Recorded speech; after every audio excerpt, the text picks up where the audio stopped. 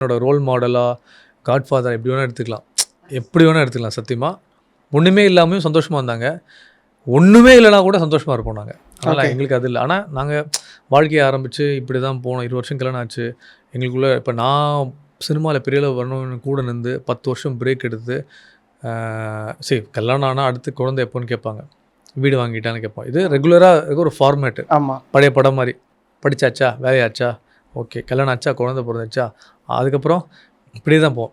நம்ம அந்த ஸ்ட்ராட்டஜியில் வரக்கூடாது. அதனால் நீ நான் நம்ம வெளியே யாரை வேணால் இப்படி பேசிட்டு போட்டோம்.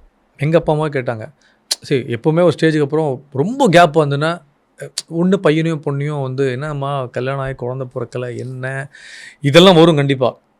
அப்போது இதுக்கெல்லாம் நம்ம காது கொடுத்து நம்ம ரெடி ஆகணும். ஸோ இதெல்லாமே பொறுத்துக்கிட்டு ஒரு பொண்ணாக இருந்து அது ரொம்ப கஷ்டமான விஷயம். எப்படி வேணால் பேசிடுவாங்க யார் உலகம்.